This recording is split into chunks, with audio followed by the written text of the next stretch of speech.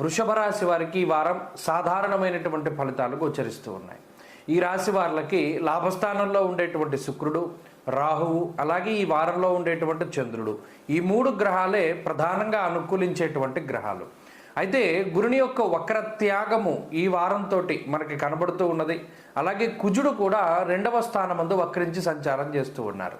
ఈ 2 గ్రహాలు సాధారణమైన ఫలితాలను ఇస్తూ ఉంటే, దశమంలో ఉండేటువంటి శనేశ్వరుడు వ్యాకులం శోక సంతాప పాపముద్యోగ విఘ్నకం అన్నారు. ఇక్కడ ప్రధానంగా ఈ రాశి వారు ఏంటి అంటే, ఈ వారంలో ఎక్కువగా ఉద్యోగపరంగానే శ్రమ చేయవలసి వస్తుంది. అనగా మీరు ఎక్కడైతే పని చేస్తున్నారో అది వృత్తి, ఏ వృత్తి అయినా కానివ్వండి, అంటే అది ఉద్యోగమా, వ్యాపారమా, వ్యవసాయమా, లేకపోతే ఇంకోట ఏదైనా మన జీవన వృత్తికి సంబంధించినటువంటి విషయాలు ఏవైతే ఉన్నాయో వాటిలో ఎక్కువగా కష్టపడి పనిచేసేటువంటి పరిస్థితులు ఉన్నాయి.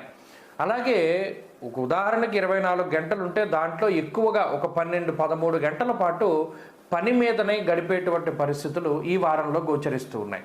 తత్ఫలితంగా కుటుంబ పరంగా కొంత సమయాన్ని తక్కువగా వెచ్చించగలుగుతారు.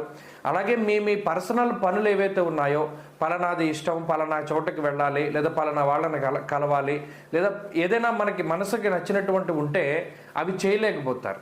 తత్ఫలితంగా కొంత శారీరక శ్రమ, మానసిక శ్రమ అనేటువంటిది ఈ వారంలో కొంత ఎక్కువగా కనబడుతూ ఉంటుంది. అలాగే ఆర్థిక పరమైనటువంటి విషయాలు అంత ఇబ్బందికరంగా లేవు.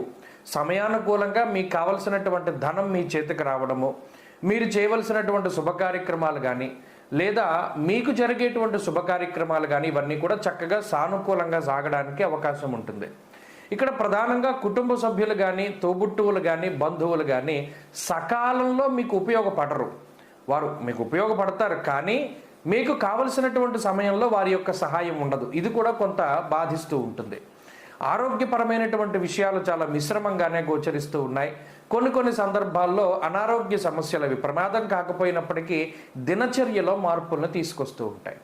ఇలా ఈ వారమంతా కూడా కొంత శ్రమతోటి, ఒత్తిడితోటి, మానసిక అలజడితోటి కొంత ముందుకు సాగుతుంది. ఈ రకమైనటువంటి విషయాలు ఆర్థికంగా మాత్రం ఇబ్బంది పెట్టవు. కాబట్టి వృషభ రాశి వారి వారంలో మరింత అనుకూలమైనటువంటి ఫలితాలను ఎక్కువగా సాధించడానికై దక్షిణామూర్తి యొక్క ఆరాధన చేస్తూ ఉండడం చెప్పదగినటువంటి సూచన. ఈ వారంలో కలిసొచ్చేటువంటి రోజు శుక్రవారంగా చెప్పవచ్చును. అదృష్ట సంఖ్య 5, అదృష్ట వర్ణము తెలుపు. తదుపరి మిథున రాశి.